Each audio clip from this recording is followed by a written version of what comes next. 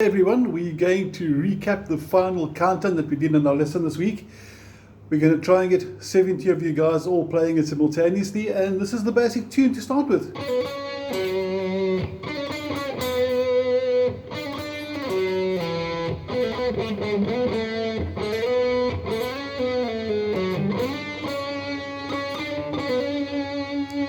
Obviously there's a lot more to it, but that's the basics for it the whole way through. Now I'm going to take you through step by step, all the different parts. I'm going to take you through the chords. Nice galloping rhythm inside there, but before I talk too much, let's get focusing on what we need to do with your fretting hand. We're starting with the first bar. I'm assuming you do have the PDF open with the tab and everything for the intro. And we're starting underneath F sharp 5, and it says do this twice when drum start, etc, etc. Let's start the first bar, which should sound like that. It's basically fret 6 with finger number 3. You can see my fingers are numbered to help. Finger number 1 on fret 4. Make sure both fingers are down from the beginning. So when you pluck the 6, you can pull off to the 4 and you go back to the 6 again. So what we're trying to do is we're cutting down on finger movement there. One more time. And then the fourth note's going to be the 4th on the 4th string. So watch the strings crossing slow motion. You can see the first finger move across at the end there. When we go to the next bar, you can see it starts off with a 7-6. So what we need to do first of all is simply move the hand up as a unit. You can see it's slowly sliding up there. And we're going to go to fingers 1 and 2 now. Our finger allocation is quite important with this over here as well, because if you use the wrong fingers, it can end up being quite difficult. Well, not difficult, but more than likely a bit clumsy. And we're going to start off 7, 6, 7, 6, and then you slide to the 4. Now I just want to get a different angle over here so you can actually appreciate the hammer on and pull off when you see both my picking hand and my fretting hand. Because now you can actually see when I'm playing the strings and when I'm actually using hammer-ons and pull-offs with my fretting hand. Picking the 7, pull off, hammer on, pull off, slide. And it's speed. And it gives a very nice legato feel. Legato means smooth, the notes are nice and flowing. Now remember, this is actually done on a keyboard, so we're looking at a guitar interpretation of it. So we're trying to get it nice and smooth and making it into a very big band sound. So back to this over here, and we're looking at the third bar now.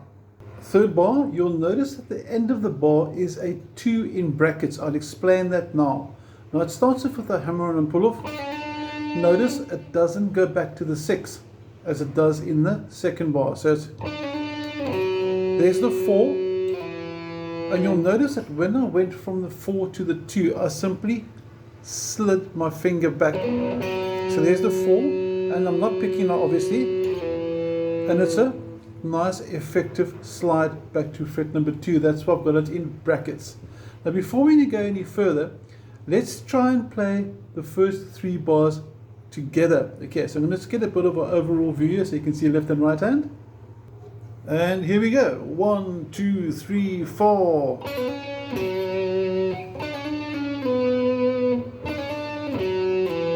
And now we're going to add,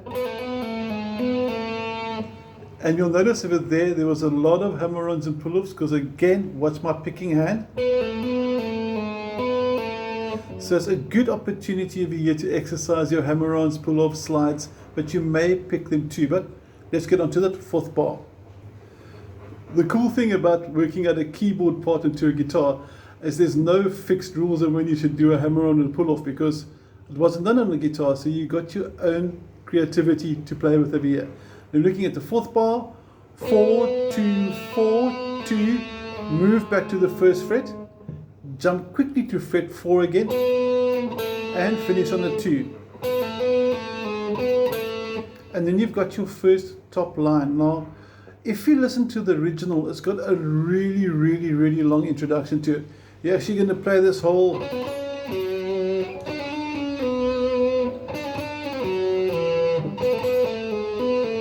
4 times, and then it goes, which I'll show you now, And after that part, then the drums kick in and you play through that whole first part again twice with the bass and the drums, and then again after that you go back to again. So a lot of repetition. It's a long intro, it's a nice big sound. But let's get onto the second line now and learn the new part. Now you're starting at fret 1. You can do a hammer on. I'm going to say hammer on, you can see that. I'm not using my picking hand. I'm simply hitting on with my middle finger, and then I can slide up, and then the next bar is going to go, and all that is simply hammer-ons and pull-offs the whole way through. But I don't mind, again I'm saying it over and over, because if you want to go and you prefer the feel or the sound of the picking, you're more than welcome to do so.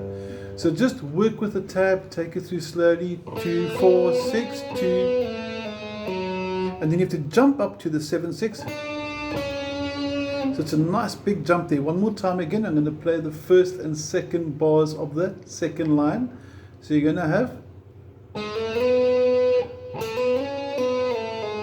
jump, and then you finish off the third bar.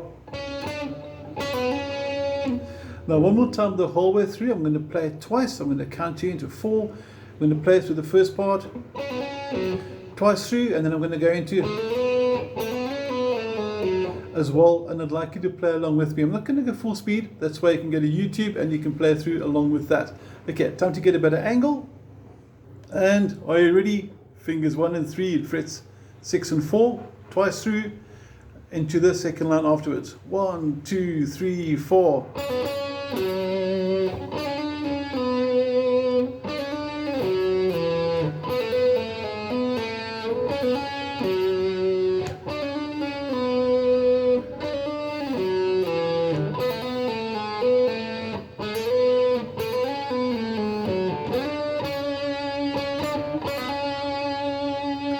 And I hope you got that.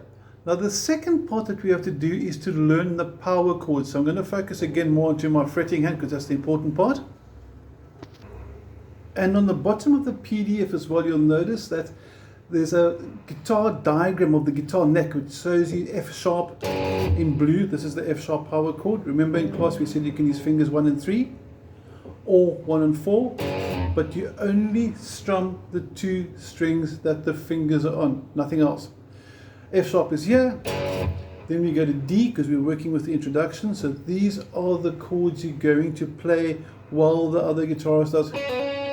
For example, you're going to have D over here by fret number 5. Make a mental note of this and get used to working with the diagrams. B5 is here, and then you jump all the way to E at fret 7. Now we went through this loosely in class, I'm sure you recognize it, and it should sound like this.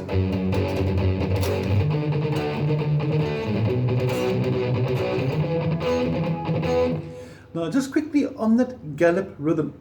We had a bit of an issue with the gallop for 1 or 2 students, so let's take it through slowly. So time to focus on the strumming hand.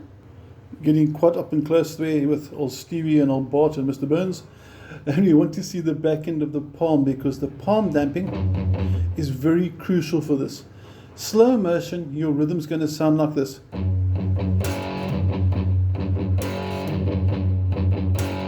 Now it starts with 1 down strum, primarily just on the bass note, like that. If you strum both, not a big deal. 1 note for starters. This is the only time where you play 1 strum. Once the rhythm goes, you everything in triplets. And when I say triplets, it means you're counting 1, 2, 3, 1, 2, 3, 1, 2, 3, 1, 2, 3, because triplet means 3 notes. Okay. So slow motion, we're going to have that first beat we spoke about, 1, and then you're going to go 1, 2, and you'll notice my palm is sort of hopping up at the back there. You can see that little nervous twitch. It's not coffee deficiency, that I can promise you. You want to lift the palm up to release the palm damping, to release your muting. So it's mute, mute, mute, loud. Okay, so single note, then the triplet, 1, 2, 3, and the last third strum is the loud, and the palm releasing the strings helps it go louder. The next triplet is just muted the whole way through, and then it's louder again.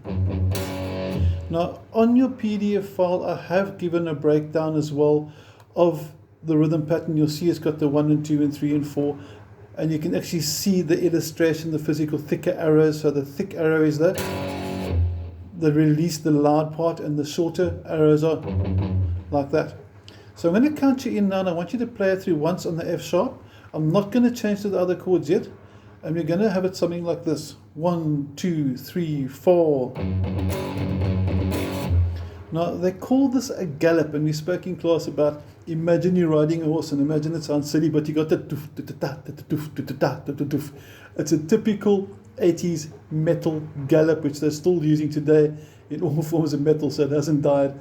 And we're now going to do it with the chord changes. So I'm going to zoom out a little bit there. You've got this going, and I'm going to show you how it puts together with the chords. Now, if you're not sure of the damping and this video hasn't helped you with the damping, please contact me, because it's crucial we get the damping right. But let's zoom out and get a better view of everything what's going to happen. Now we've got one bar of each, so you're going to count 1 and 2 and 3 and 4 and 1 and 2 and 3 and 4 and 1 and 2 and 3, the 1 and the 2 and the 3 and the 4.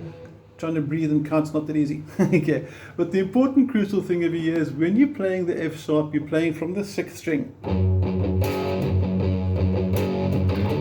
And you'll notice when I change there on that last triplet, there's no pause, 1, 2, 3, but my pick moved from the 6th string, 6th string, 6th string, 5th string, to make sure that I'm playing the right bass note, like that. That's the D5, just to refresh you.